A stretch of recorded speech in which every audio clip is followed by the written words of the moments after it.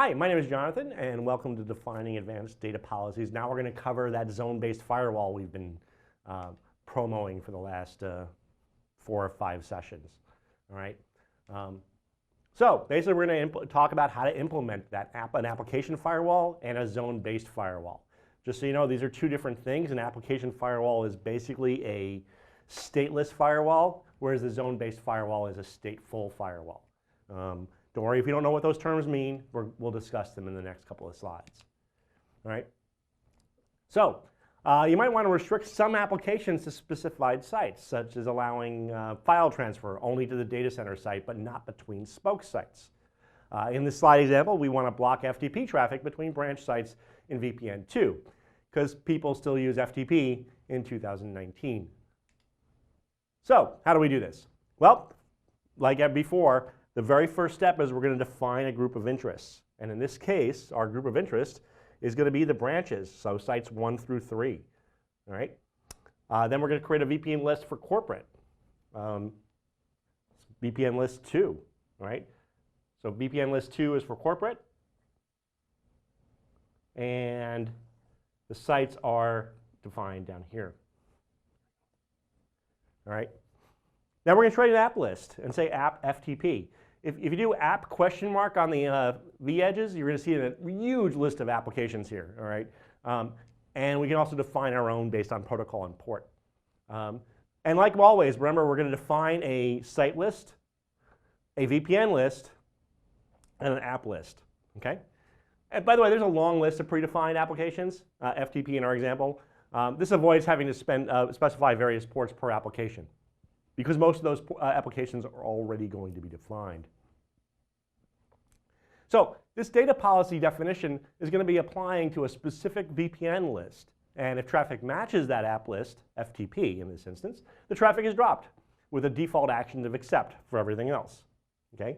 So we go sequence 10, match app list FTP, this guy over here, right? Action drop. Okay? And then everything else is accepted. Remember, this default action accept is unlike ACLs. If you don't put that in there, there is no default action. So you do have to add that default action, just like any other access list in the last 25, 30 years of Cisco. All right? So remember, this policy is going to apply to all branches, but not the data center site. The keyword all means from service and from tunnel, so both directions. Okay? And that's the all we're talking about right there. So how do we do this in the GUI? Well, we'll go to config policies, just like before. So realistically, there would be a menu here. And there's a little cog thing. That's that cog. Configure policies. And then we'll click an app data policy. Right? Remember, these are actually previous things they assume at this point that you're familiar with that screen. If you're doing the labs, and if you're in the actually accessing vManage, you'll actually see this as options once you get to the policy page. Okay? So you're going to provide a name for it and a description. These are required. It will not let you continue without those two. All right? And we're going to choose application firewall.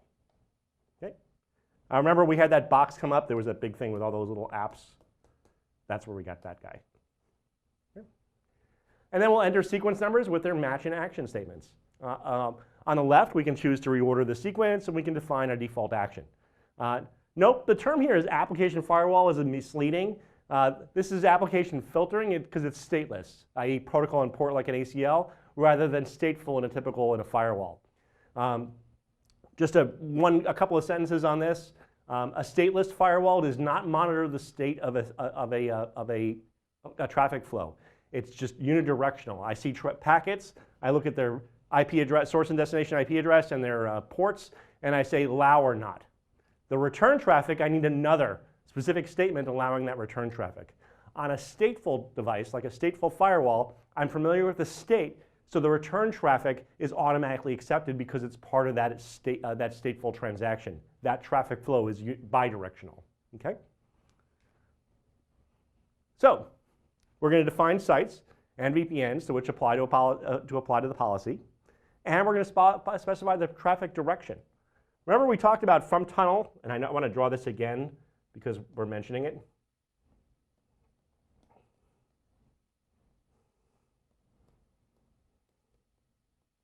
Okay?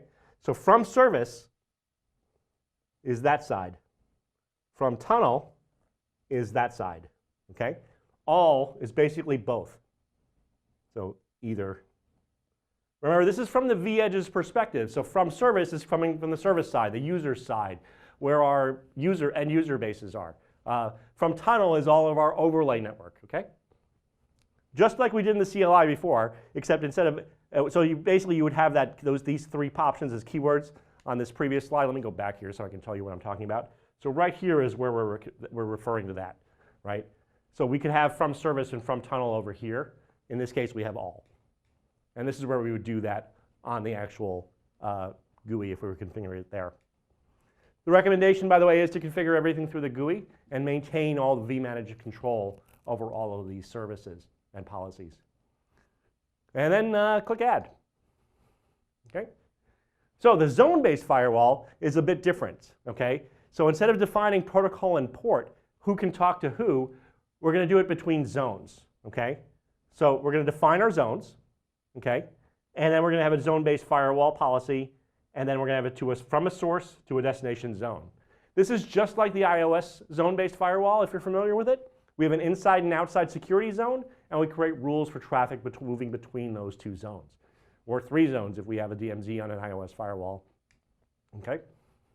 So to add a new security policy, again, configure. But instead of policies, which is where we've been going before, we're going to go to security. Okay? So this is new, different place. We're clicking around. Okay?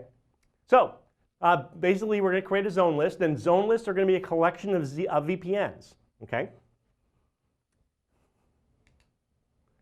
Once we've done that, the policy is going to be matching traffic and deciding to allow or deny it. Okay? So we'll click Add Configuration here, and we'll create new. Once we've done that, we'll do the add sequence and our sequence rule and some match criteria. We can match on destination, destination port, protocol, source data prefix, or source port. Okay? Once we have that, we then create an action, and our actions are drop. Well, we can actually click here, and then you can change it to inspect or pass. Okay? Remember those inspect SIP and expect, there's a bunch of other ones, so that if you wanted to inspect FTP because we have a different control port versus a data port. So this is where the inspect would happen to make sure that that return traffic makes it. Okay? Basically, the last stop is then we have to create our zone pairs and pairs of VPNs. All right? So we click zone pairs. And then we can create zone pairs and enter the source and destination zones. All right. So here we're defining our zones. So we have a zone for internet and a zone for LAN. And a policy here can contain one or more VPNs. So in this case, we're saying VPN 0 is our internet zone, and VPN 10 is our LAN zone. So if we had so there's LAN, internet. Okay. Then we're going to define our policy. Here we're matching a prefix list, like an object group on an ASA. And then we define the policy. So here's our list. We're matching this prefix, okay, the Meraki cloud. And here's where we're actually defining what we're going to do. So we're looking at UDP traffic. Remember, IP protocol 17 is UDP. And 7351 is our destination port. Okay? And our action here is to inspect it. All right? And if it's not this traffic, drop it. And then here's applying the policy of the zone pair. Source zone, destination zone, and the policy we created right here. Okay? So, unlike the application firewall we discussed before, which is not, the zone-based firewall is a full stateful firewall. Right? If this is going to be monitoring your outgoing and incoming connections and the state of those connections. You can display the currently established sessions by using the show policy zone-based firewall sessions command, as shown in this slide.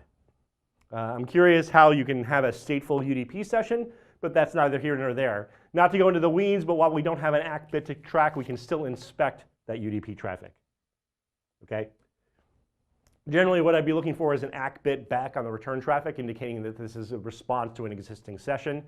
The firewall would then check its state table, look for the outgoing traffic, match that return traffic, and return it. You can't do that in UDP. In addition to the standard output viewed in most firewalls, in the SD-WAN solution, you're also going to be able to see the zone pair that we're using. And that's over here. The problem here is this scrolled over around, so this should actually be over here. So you notice that it says established, which we don't have in UDP. We only have that in TCP. But they see that as return traffic on another source. Okay? And we also have our source and destination VPNs here. And it's 10 and 0. So it's from the inside LAN of VPN 10 and our outside to VPN 0 for our tunnel. Okay. So we can also display the next hop and action of the zone-based firewall for a given flow with IP addresses, port numbers, protocol as followed. So if we do a show policy service path, VPN 10 on the interface with a source IP and the destination IP and a protocol of UDP and our destination port, right? We'll actually get our next hop is in that VPN, which is our zone-based firewall inspect. Okay. And here's some troubleshooting on that. Determine whether that policy is effective. You can use predefined counters for each sequence number and the policy. This way we can easily check how many packets and bytes match a particular sequence in the policy. All right. So we're going to be doing this show packet counts here. And then we get a packets and bytes. Packets and bytes. This isn't, there are different columns. So by the way, what we would want to do as we're seeing that traffic, we basically reissue the command and make sure that that's incrementing to make sure we're still matching it. Okay. And by the way, note that we're actually looking at a specific sequence number. Those two match up. All right. So that those two, we're actually looking at that specific sequence number on that policy counter. Okay. So we can use data policies for actions to change the traffic itself. Basically, the application firewall is going to be the stateless firewall, and then a zone-based firewall is going to enable a full-featured firewall, full-featured zone stateful firewall that does track the state of every connection. Thank you for watching the policy zone-based firewall video, and stay tuned for more content.